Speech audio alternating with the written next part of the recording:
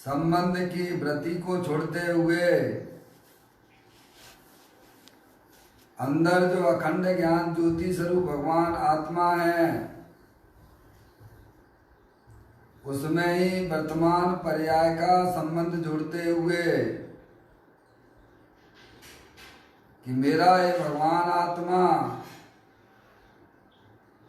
सदा काल शरीर पर पदार्थों से भिन्न प्रकट अखंड ज्ञान ज्योति स्वरूप है, ऐसा अपने आप को जानो और अनुभव करो कि मैं तो तीनों काल शरीर पर पदार्थों से भिन्न प्रकट अखंड ज्ञान ज्योति स्वरूप ही हूँ।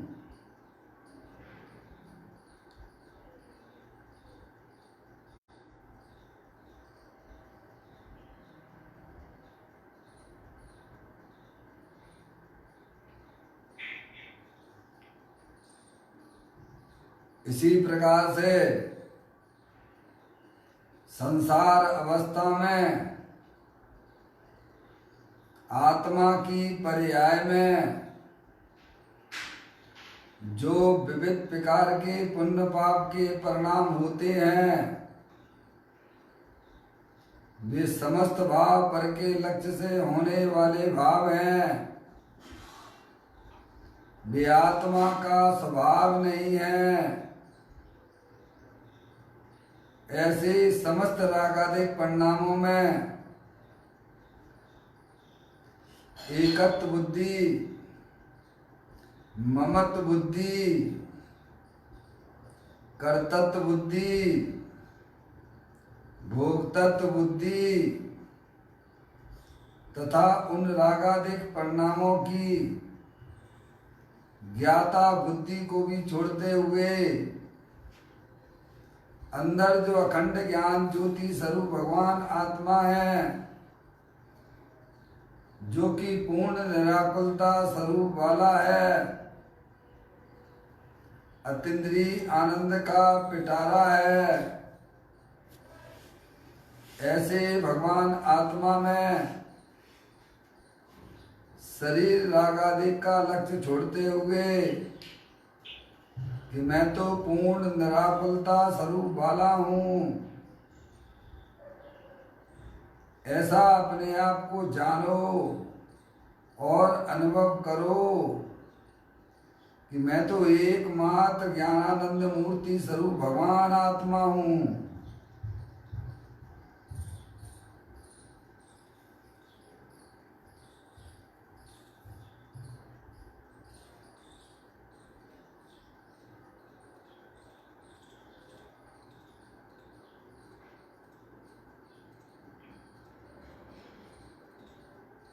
इसी प्रकार से संसार अवस्था में आत्मा की पर्याय में जो पर के लक्ष्य से होने वाला ज्ञान है, वह परलक्षी ज्ञान भी आत्मा का स्वभाव नहीं है।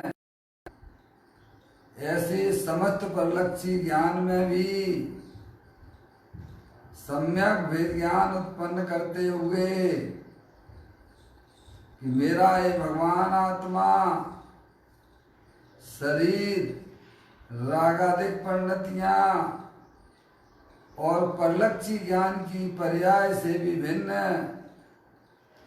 मैं तो एकमात्र अखंड ज्ञान ज्योति स्वरूप ही हूँ, ऐसा अपने आप को जानो और अनुभव करो कि मैं तो अखंड ज्ञान ज्योति स्वरूप भगवान आत्मा हूँ।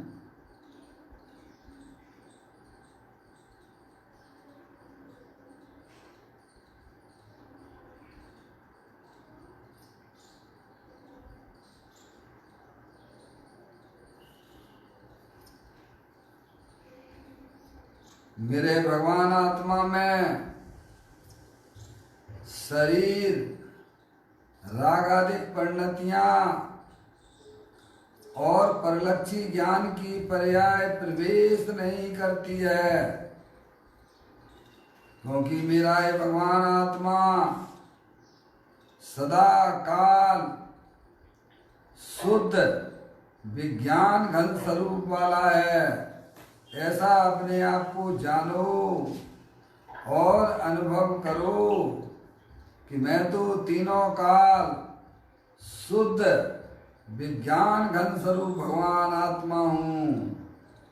ऐसा अनुभव करो कि मैं तो एकमात्र शरीर रागादिक और परलक्षी ज्ञान की पर्याय से विभिन्न शुद्ध विज्ञान घन स्वरूप भगवान आत्मा हूँ।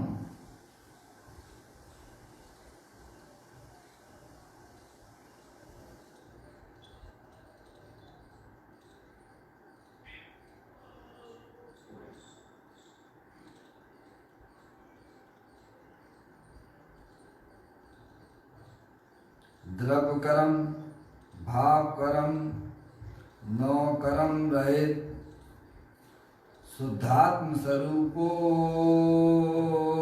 हम। मेरा ये भगवान आत्मा ज्ञानावर्णादि 8 कर्म, मोराग देश भाव कर्म, शरीरादिक 9 कर्म, इन तीनों कर्मों से रहित मैं तो परम पवित्र शुद्धात्मा हूँ। मेरे भगवान आत्मा में किसी भी परद्रव पर भाव का प्रवेश ही नहीं होता है, इसलिए मैं तो परम पवित्र शुद्धात्मा हूँ। ऐसा अपने आप को जानो और अनुभव करो।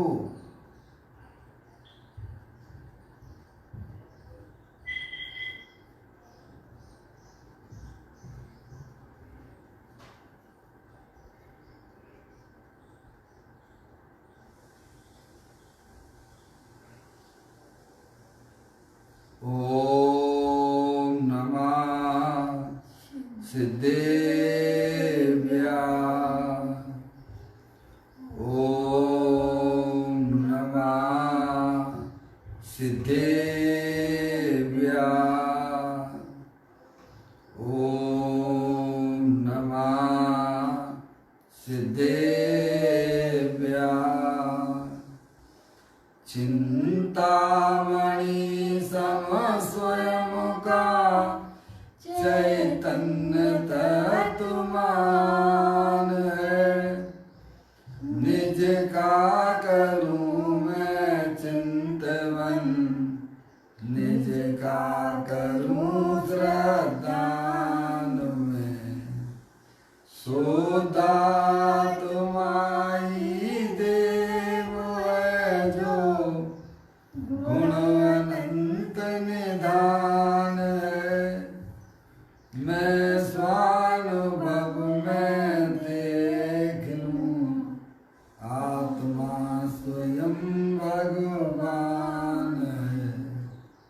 मैं स्वानुभव में देख लूं आत्मा स्वयं भगवान है।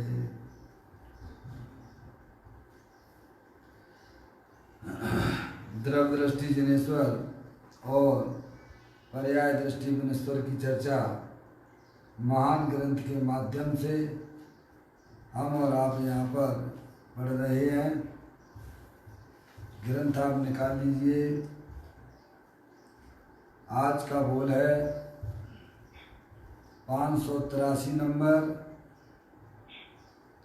पेज नंबर 135 पर है।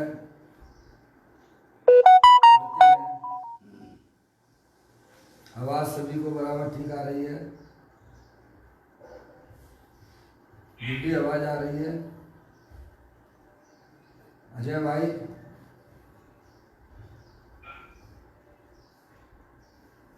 बहनों आपको आवाज आ रही है?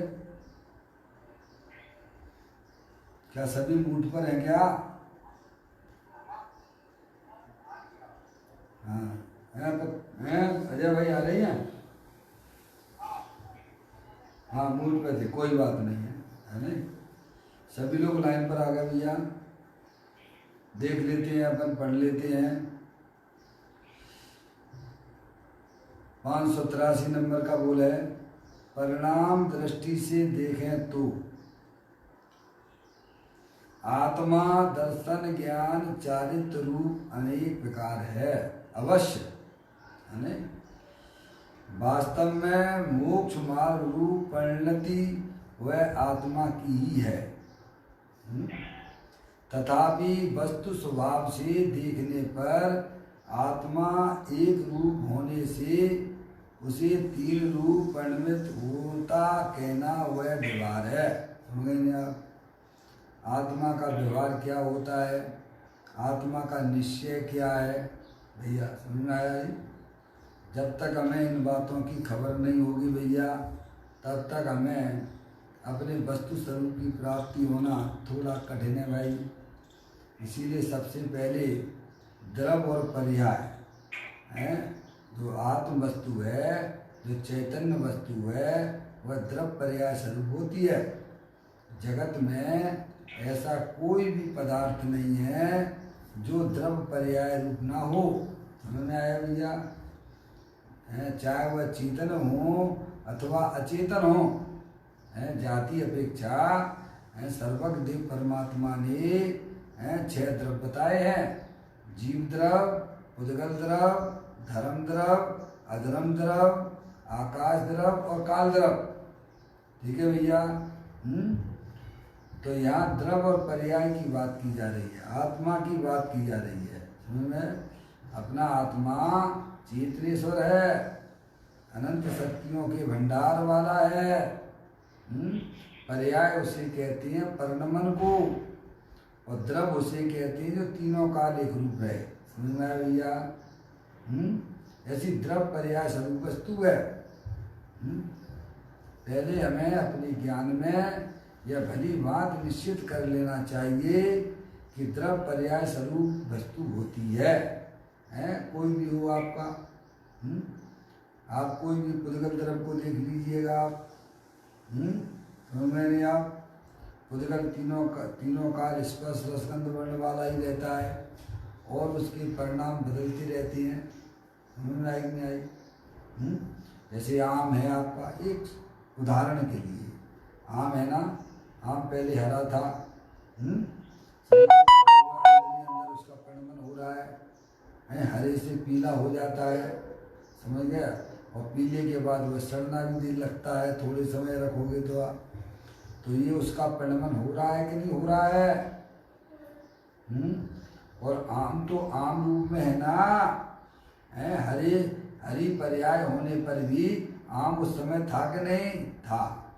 पीले के समय भी आम था कि नहीं था? सड़ रहा है आम, तब भी आम है कि नहीं है? तो कहते हैं आचार्य भगवंत यही तो हमें समझाते हैं, तुम चैतन्य वस्तु हो, तुम्हारे परिणाम भी हर समय बदलते रहते हैं परिणाम की दृष्टि से। क्या भैया? और स्वभाव की दृष्टि से देखे तो आत्मा ज्यों का त्यों रहता है। अनंत शक्तियाँ हमारी आपकी आत्मा में भरी हुई हैं भैया, अपन को नहीं है, क्योंकि आत्मा अमूर्तिक है। आत्मी वस्तु जो है, आत्मा है नहीं आप, समझ नहीं आप? वह अमूर्तिक है। अनादिकाल से हमें आपको सबको शरीर का संयोग होने से हमारा ज्ञान इंद्रिय जनित हो रहा है भैया, मूर्तिक पदार्थ पे काम करता है। कभी भी हमने अरिहंत परमात्मा की बातें भैया ध्यान से सुनी नहीं है और उन पे अमल भी नहीं किया है, इसीलिए हमें ये मार्ग कठिन लगता है, जबकि ये मार्ग बहुत आनंद का मार्ग है। समझ में आया भैया? एक बार जिनवाणी माता के द्वारा तत्व का ज्ञान कर लो भैया, बस इतनी सी बात है। अनंत काल बैठे बैठे जहाँ होगे भैया, वो अपने आनंद से अपने भैया सब बैल मुक्ता छोड़ते हुए अंतरोन मुक्ता द्वारा अपने ज्ञायक रूप परमात्मा का अनुभव करते रहो भैया, वह तो शांति का भंडार है। जैसे शक्कर अपनी मिठास से भरी हुई होती है, ऐसे ही चेतनेश्वर भगवान आत्मा ज्ञान आनंद के भंडार है, संतोष शांति के भंडार है भैया। है, समझ में आया भैया? हम सुखी होने के लिए निरंतर निरंतर निरंतर बैरमुखी होकर पंचेंद्रिय के विषयों के चक्कर लगा रहे हैं। स्पर्श इंद्री से मुझे सुख मिल जाए, रसना इंद्री से मुझे सुख मिल जाए, ये आदतें अनादिकाल से गंदी पड़ी हुई हैं। भैया, माँ जनवाणी माता के पास में आओगे तब वो तुम्हें सब कुछ सिखा देगी, जीने की कला सिखा देगी।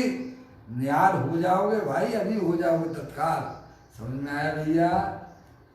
सब कुछ छोड़ देना। उस समय माँ जनवाणी माता की बात ध्यान से सुनना। ताई सुनो भाई मन तेरा आन, जो चाहो अपनो कल्याण। अगर तुम वर्तमान में सुखी होना चाहते हो तो जिन्हें देव परमात्मा के बताए गए अनुसार उसको ध्यान से सुनना है भैया। डॉक्टर के पास जाते हो भैया, शरीर में जब भयंकर रोग हो जाता है तब उसकी बात कैसे सुनते हो भैया? इतना ध्यान भी अगर अपनी आत्मा की तरफ ना होगा तो वो आत्मा कैसे मिलेगा, ये तो बताओ। चंचल मन से और चंचल उपयोग से वह आत्मा की प्राप्ति किसी को ना हुई है और ना हो सकती है भैया। इसीलिए हमें ज्ञानी समझाते हैं, देखो वस्तु बताई सबसे पहले, कहते हैं कि परिणाम दृष्टि से देखें तो, है भैया।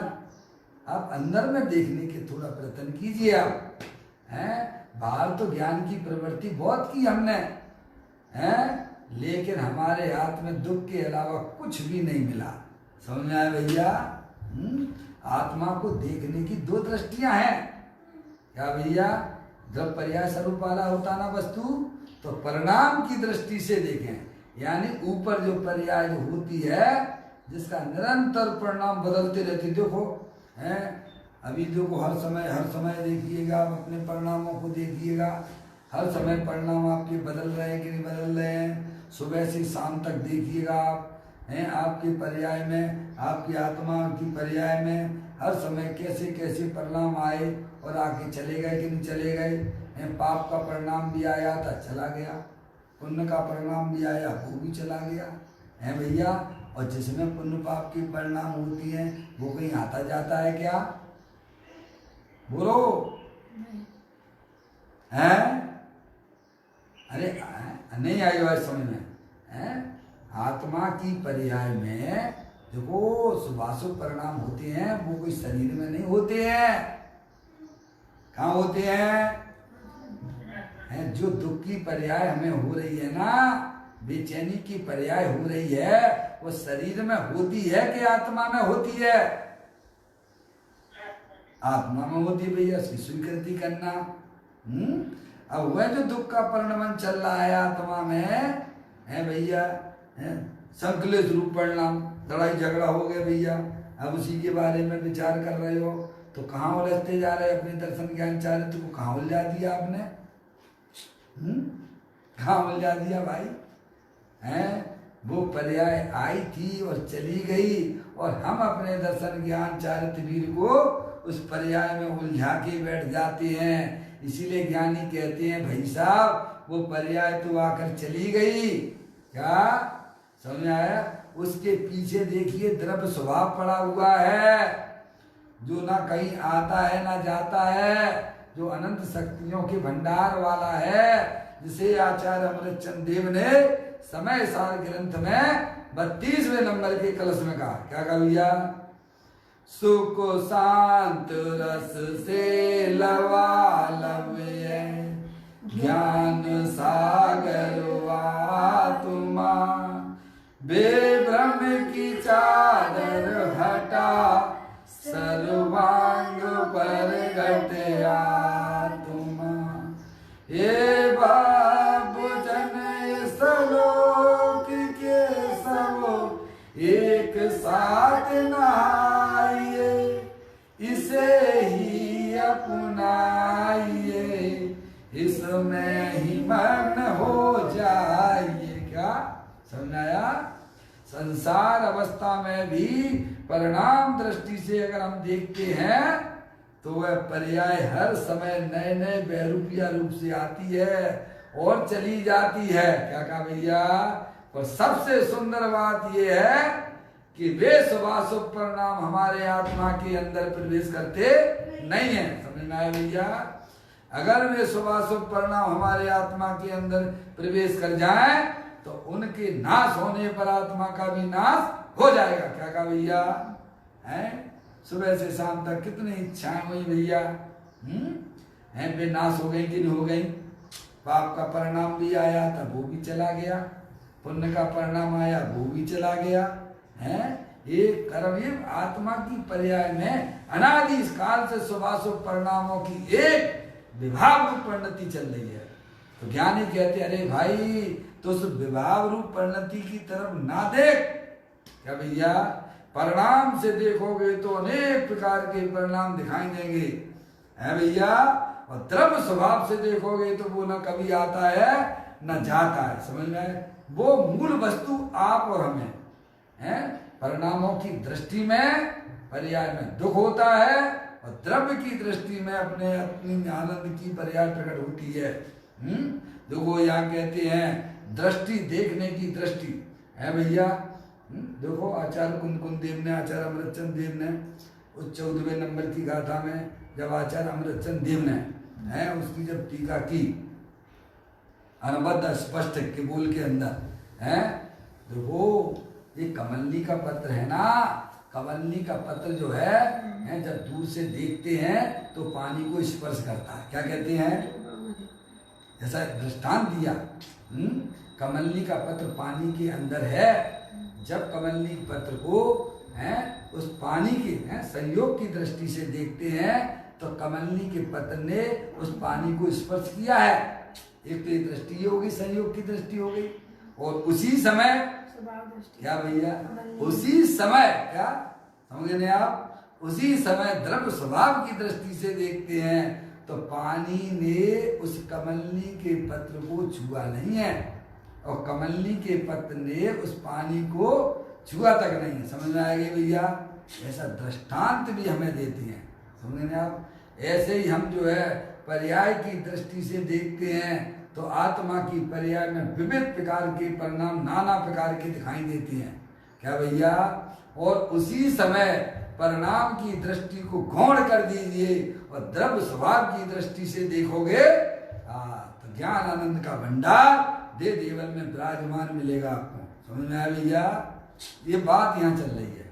देखो क्या कहते हैं, परिणाम दृष्टि से देखें तो आत्मा, कौन? आत्मा दर्शन ज्ञान चारित्र रूप अनेक प्रकार है अवश्य, पर वो अनेक प्रकार हो नहीं गया है।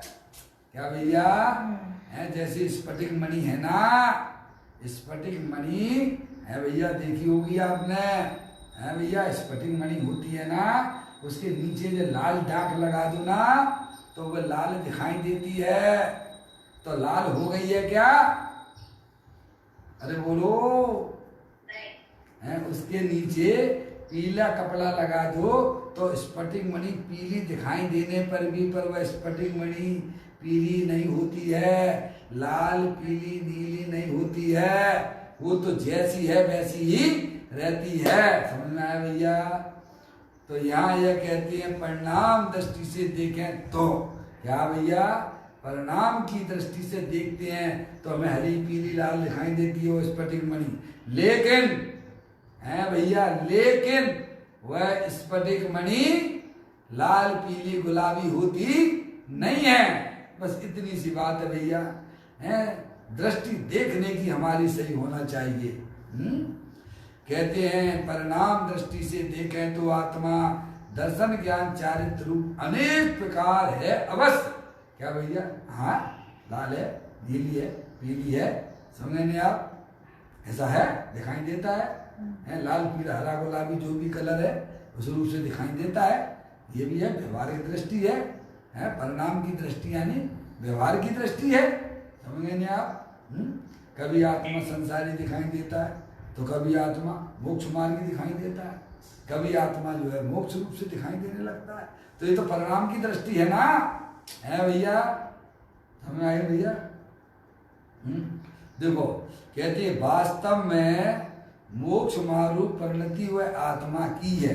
उसमें कौन रोल कर रहा है उस पर्याय में? हैं वो विविध प्रकार के परिणामों में कौन कौन कौन रह रहा है? हर एक एक पर्याय में देखा जाए तो उसमें आत्मा वास करता है। कौन करता है? आत्मा रहता है। तो कहते वास्तव में मोक्ष मार्ग परिणति वह आत्मा की है सम्यक दर्शन ज्ञान चारित्र रूपी है जो परिणमन हुआ है भैया, उस एक एक पर्याय में उसमें आत्मा वास करता है।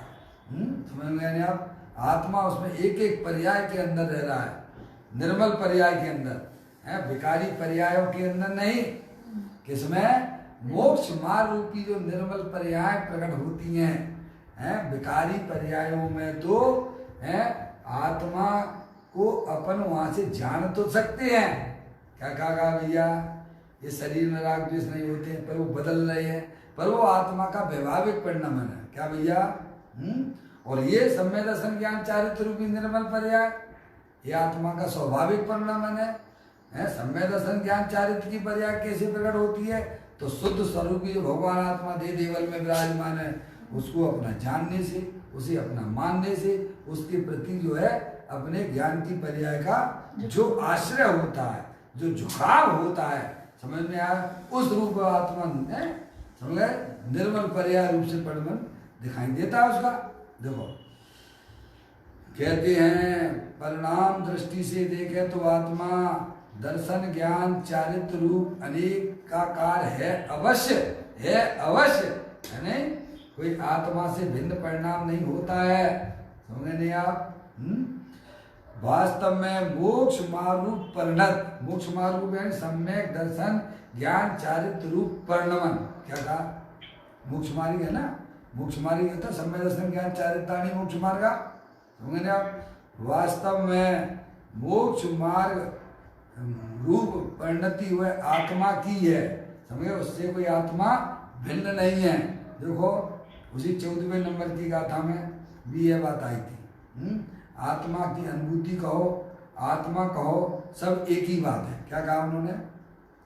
आचार्य मृत्यु देव ने जब उसकी टीका की तो टीका करते समय उन्होंने कहा आत्मा का अनुभव, आत्मा की अनुभूति है, समझ गए आप?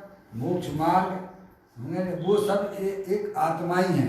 आत्मा की अनुभूति है, पर्याय है ना, समझ गए? वह पर्याय ही वास्तव में आत्मा ही है ऐसा उससे आत्मा भिन्न नहीं है। समझ नहीं आप? निर्मल पर्याय में ही वास्तव में आत्मा की प्रतीति होती है। तो कहते हैं वास्तव में मोक्ष मार्ग परिणति वह आत्मा की ही है। समझे ना? उस निर्मल पर्याय में कौन बस रहा है? आत्मा परिणमन हो रहा है उसमें। समझे नहीं आप? तथापि वस्तु स्वभाव से देखने पर, क्या पर्याय से देखने पर नाना प्रकार का रूप से दिखाई देता है। और उसी समय परिणमन की दृष्टि को गौण कर दीजिए आप। क्या कहा? ये तो देखने की दृष्टि है। आप किस प्रकार से उसको देख रहे हैं? वो आम है ना, आम को बताया नहीं, आम हरा है, पीला है भैया, समझ नहीं आप? आम सड़ गया है तो आप इस दृष्टि से भी देख सकते हो। और उसको जो है आम की दृष्टि से देखें। क्या आम तो आम है।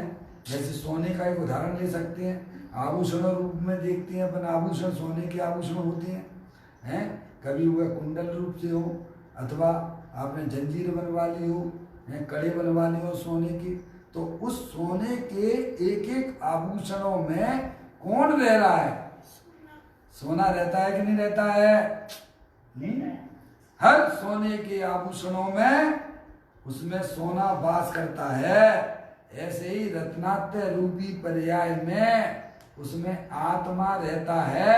समझ में आया भैया? अब आपकी दृष्टि है, आप उसको कुंडल को कुंडल रूप से देख लो भैया, है भैया? तो कुंडल रूप से देखोगे तो कुंडल के नाश होने पर क्या हो जाएगा? तो दुख की पर्याय आएगी। क्यों? क्योंकि कुंडल तो नाश होना ही है ना। सोने का कहीं नाश होता है क्या? कितना भी गला दो, कितना भी कुछ भी कर दीजिए आप, समझ में आया? जिसको सोने की दृष्टि होती है, चाहे वह कुंडल है कैसा भी हो जाए, जीर्ण शीर्ण हो जाए, तो उसको कैसे में कोई फर्क पड़ता नहीं है। समझ नहीं आप? किसको? जिसको द्रव दृष्टि है और जिसको कुंडल की दृष्टि है उसको दुखी होगा। क्या होगा बताइए आप? है ज्ञानी को द्रव्य की दृष्टि है, पर्याय का ज्ञान है, समझ नहीं आप? लेकिन पर्याय की दृष्टि नहीं है। इसीलिए पर्याय को जानता है कि भैया पर्याय की मुद्दत मात्र एक समय मात्र की होती है, आने जाने वाली होती है। जैसे सोना है आपका, सोने की कीमत आपको मालूम है, जो भी है आपका गटर में गिर गया तो गटर में सोना गिर गया है तो आपको ऐसा लगता है कि हमारे सोने की कीमत कम हो गई। क्यों? क्योंकि वह सोना क्योंकि आप जानते हो सोना थोड़ू गटर रूप हो गया है, गंदगी रूप थोड़ू हो गया, तभी तो आप आराम से उठा लेते हो। क्या भैया समझे नहीं आप? ऐसे ही ज्ञानी को द्रव्य की दृष्टि है, पर्याय का ज्ञान है, समझने आप भैया? तो पर्याय की दृष्टि छोड़ देता है, संयोग की दृष्टि छोड़ देता है, अंदर जो ध्रुव स्वभाव जो है, जो अनंत शक्तियों के भंडार वाला है, वहां उसकी नजरें रहती हैं, समझ गए आप? वहां उसकी ज्ञान की पर्याय वहां काम करती है, समझ गए आप? और जहाँ अंतरोन्मुखी उपयोग के द्वारा ज्ञायक परमात्मा का जहाँ अवलंबन आश्रय लिया जा रहा है, वह नियम से उस पर्याय में निराकुलता की उत्पत्ति होती है, समझ गया भैया? तो यहाँ यह कहते हैं वास्तव में मोक्ष मार्ग रूप परिणत व आत्मा, मोक्ष मार्ग रूप परिणति वह आत्मा की है, समझ गए आप? तथापि वस्तु स्वभाव से देखने पर आत्मा एक रूप होने से उसे तीन रूप परिणति होता कहना वह व्यवहार है। आत्मा दर्शन वाला है, आत्मा ज्ञान वाला है, आत्मा चारित्र वाला है। ये तुमने भेद किए, क्या किए हैं? दर्शन ज्ञान चारित्र। अभेद में भेद करना, इसी का नाम तो व्यवहार है, समझ में आया भैया? अभेद में भेद करना, ये भेद काय के लिए किए थे आपने? भेद क्यों किए थे? अरे आत्म वस्तु को भैया समझने के लिए किए थे। आप मार्केट में गए हैं, आपने देखी बहुत सारी वैरायटियां आम की हैं, समझ में आप बड़े खाने के लिए बढ़िया आम देख रहे हो, आप सब जगह आप विकल्प कर रहे हो, पूछ रहे हो क्या रेट का है, सूंघ रहे हो, है भैया?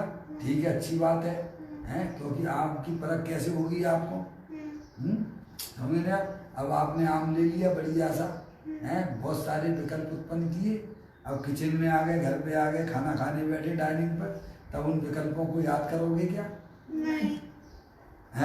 याद करोगे तो मुंह में भी रखा होगा आम तो उसका स्वाद नहीं आएगा। क्या कहा भैया? जैसे खीर है शुद्धि तुम कहती हो कि नहीं? कैसे पश्चात ग्राम, तब तो बस चुपचाप कुछ मत कहो, अभी तो मुझे आराम से उस भोजन का रसा स्वादन करने दीजिए। क्या कहा भैया? समझे नहीं आप? तो वो जो भेद किए गए थे वो काय के लिए किए गए थे? अच्छी वस्तु प्राप्त करने के लिए किए गए थे। तो कहते भेद जो किए गए वो व्यवहार के खाते में जाएंगे। क्या काय में जाएंगे? आत्मा दर्शन वाला है, ज्ञान वाला है, चारित्र वाला है, ऐसे 8वें नंबर की याद आती है, दर्शन ज्ञान चारित्र स्वात्मा, समझेंगे आप? 7वें नंबर के उसको भेद किए, 8वें में है, समझे नहीं आप? दर्शन ज्ञान चारित्र सुआत्मा, उसमें कहा नहीं उन्होंने स्वास्थ्य शब्द का उपयोग किया ना, तो मेढ की भांति देखने लगा कि स्वास्थ्य का अर्थ क्या होता है, समझे नहीं आप? ऐसे यहाँ समझना चाहिए।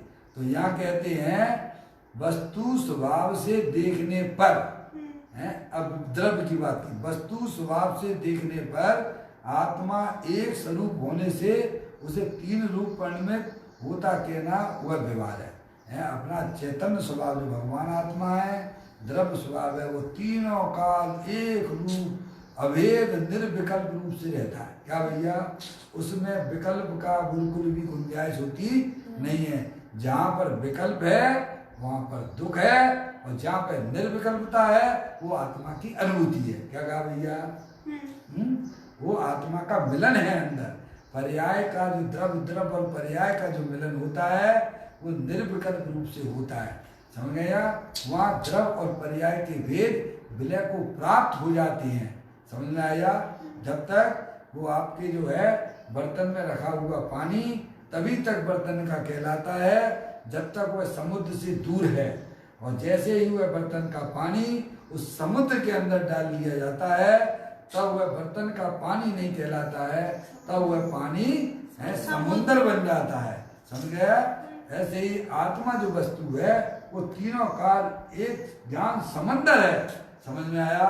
और पर्याय जो है तभी तक वह पर्याय नाम प्राप्त करती है भैया जब तक वह पर्याय अपने ज्ञान आनंद समुद्र से दूर रहती है।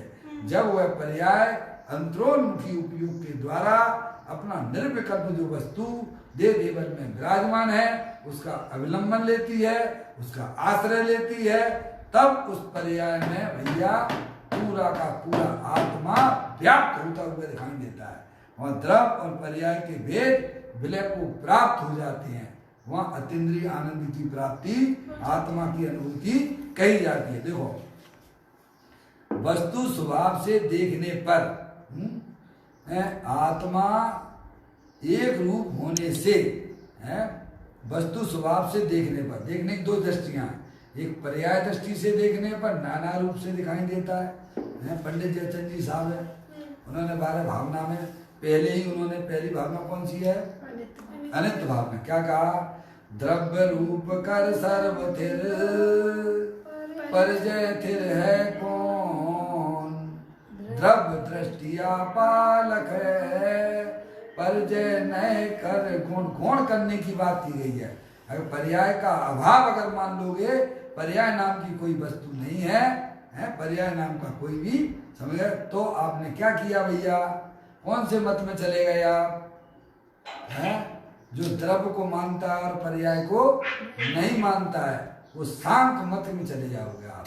और पर्याय को ही मानोगे, द्रव्य को नहीं मानोगे तो कौन से मत में आ गए भैया, बौद्ध मत वाले होते हैं।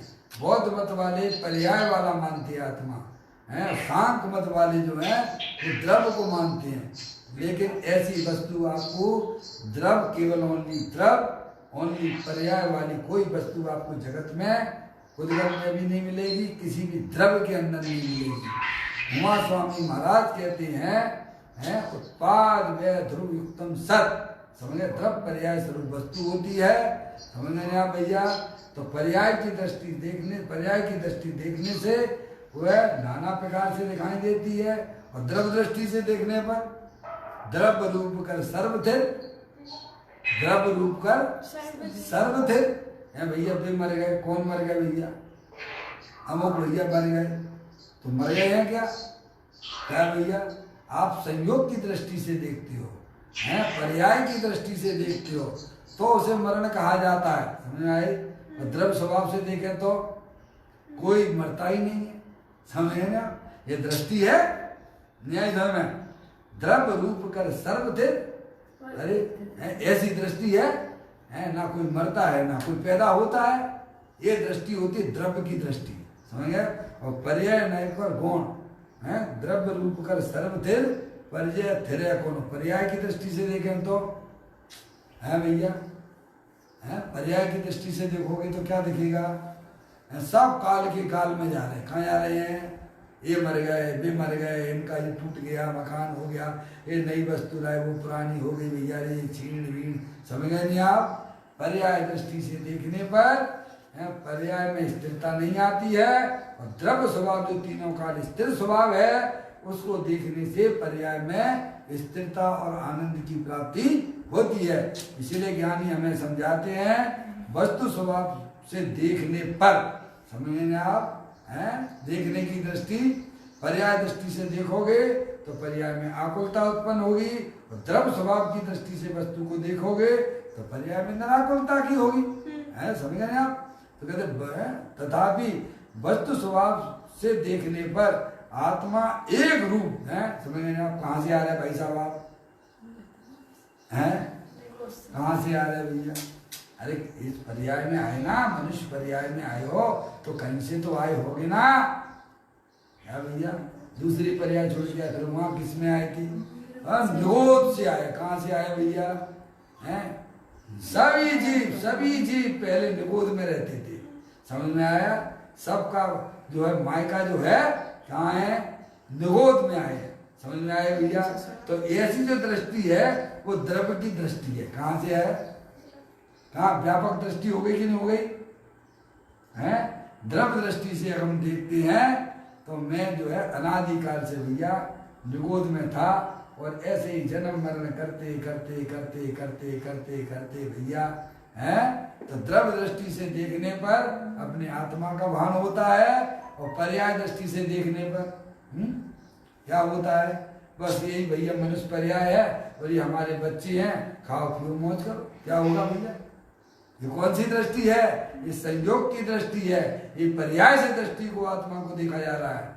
समझे नहीं आप? हम जो आप सब मस्त हो जाते हैं ना भैया, अरे इससे बढ़िया बढ़िया तू संयोग छोड़ के आया भाई। अभी तू क्यों इनसे प्रेम करता है? ज्ञानी कहते हैं तू तो अनादि अनंत भगवान आत्मा है। द्रव्य दृष्टि से देखोगे तो पर्याय में एक गंभीरता प्रकट होगी, है समता की, आनंद की पर्याय प्रकट होगी। समझेगा भैया? तो यहाँ ज्ञानी हमें समझाते हैं वस्तु स्वभाव से देखने पर, यानी द्रव्य दृष्टि से देखने पर आत्मा एक रूप है, एक रूप। समझ गया? जो निगोद में सोई मुझ में सोई मोक्ष मजाल, अंतर भेद कछु न। समझ गए नहीं आप? अगर आप अपनी आत्मा को द्रव्य दृष्टि से देखेंगे तो यहाँ बैठे बैठे आप अरिहंत परमात्मा के, एक अरिहंत परमात्मा नहीं अनंत अरिहंत परमात्मा के दर्शन होते हैं। अनंत सिद्ध परमात्मा के दर्शन होते हैं। क्यों? क्योंकि अरिहंत का आत्मा और सिद्ध भगवान का आत्मा, मेरे में और सिद्ध भगवान में कोई अंतर नहीं है। तो ये होती है द्रव्य दृष्टि। समझ में आए भैया?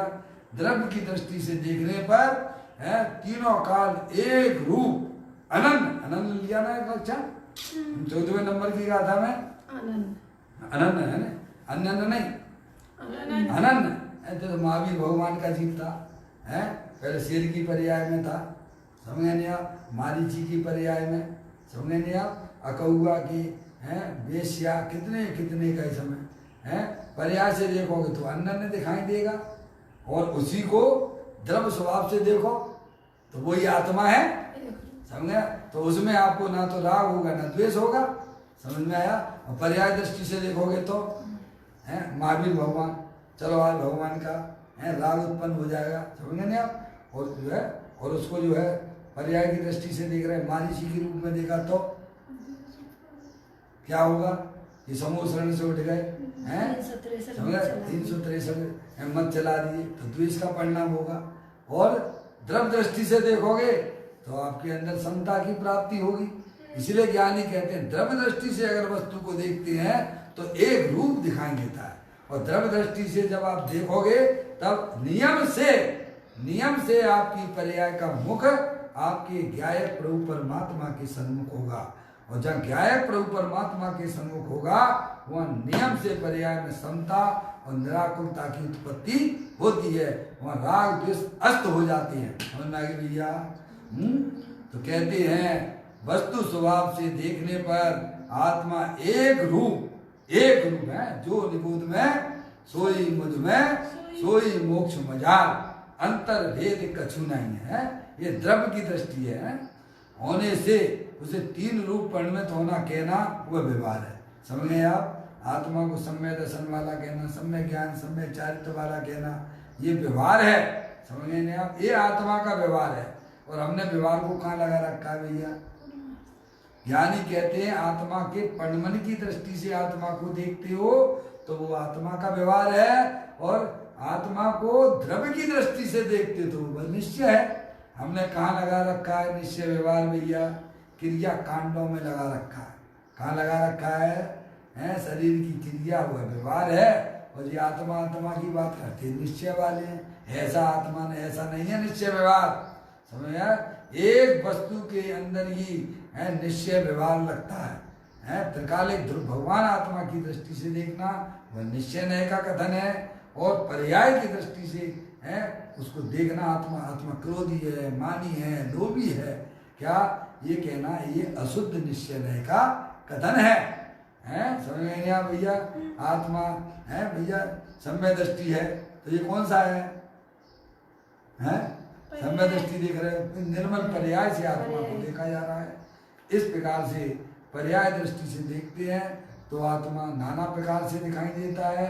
उसी आत्मा को द्रव्य स्वभाव से जब हम देखते हैं तो हमें आत्मा एक रूप दिखाई देता है। इसीलिए ज्ञानी कहते हैं कि पर्याय दृष्टि को सर्वथा बंद करेंगे। पर्याय दृष्टि हमारी अनादिकाल से पापी है। ये समझ गए कि नहीं आप? पर्याय दृष्टि से देखोगे तो क्या होगा भैया? राग द्वेष की उत्पत्ति होगी। क्या होगी? उसके परिणामों में पाप का परिणाम हुआ। पाप का परिणाम हुआ ना, तो पाप का परिणाम तो चला गया, समझे ना? इसीलिए कहते हैं पाप से घृणा करो, पापी से नहीं, क्योंकि आत्मा कभी पापी होता नहीं है। आत्मा तो परमात्मा है, परमात्मा स्वरूप है। द्रव्य स्वभाव से देखने की हमें दृष्टि रखना चाहिए। किसी को भी ना तो अपने आप को पर्याय की दृष्टि से देखें और ना सामने वाले को पर्याय स्वभाव की दृष्टि से हमें देखना चाहिए, जो कि हमारे लिए हितकारी है। समझ में आया? ये बोल बताने का मतलब इतना ही समझना कि जब हम पर्याय दृष्टि से देखते हैं तो हमारी पर्याय में विकल्प की उत्पत्ति होती है, और जब हम निर्विकल्प द्रव्य दृष्टि से देखते हैं तो निर्विकल्पता की प्राप्ति होती है। इस प्रकार से बहुत सुंदर बोल हमें बताया है। द्रव्य दृष्टि और पर्याय, पर्याय से उसी वस्तु आत्मा को देखते हैं तो नाना प्रकार से दिखाई देता है, पर आत्मा उस समय नाना रूप हो नहीं जाता है। समझ में आया? पर्याय की दृष्टि में राग द्वेष की उत्पत्ति होती है, विकल्प की उत्पत्ति होती है, और द्रव्य दृष्टि से देखने पर पर्याय में आकुलता का अभाव हो जाता है, निराकुलता की उत्पत्ति हो जाती है। इस प्रकार से यह सुंदर बोल हम आपने यहाँ पर 582वें नंबर का बोल पढ़ा है, और आप जो है इस पर काफ़ी अपना चिंतन करना, विचार करना और द्रव्य दृष्टि करने का हमारा आपका उपाय रहे हैं, और अंतरोन्मुखी उपयोग के द्वारा अपने ज्ञाय प्रभु परमात्मा का सेवन करना, यही वास्तव में निराकुलता रूप आनंद की प्राप्ति का एकमात्र उपाय है। यही मोक्ष मार्ग में आगे बढ़ने का उपाय है। और अल्पकाल में जो अपनी आत्मा की भावना भाते हैं आत्म भावना भावता जीव लहे केवल ज्ञान को है, आत्मा रूप से अपने को परिणित होता हुआ वह जीव है मोक्ष मार्ग केवल ज्ञान की पर्याय को प्राप्त करके सिद्ध पर्याय तक प्राप्त कर लेता है। जो हमारा आपका उपाय ऐसा उपाय होना चाहिए। अभी अपना समय यहाँ हो गया है, कल फिर एक नए बोल के साथ में अपन इसे समझेंगे।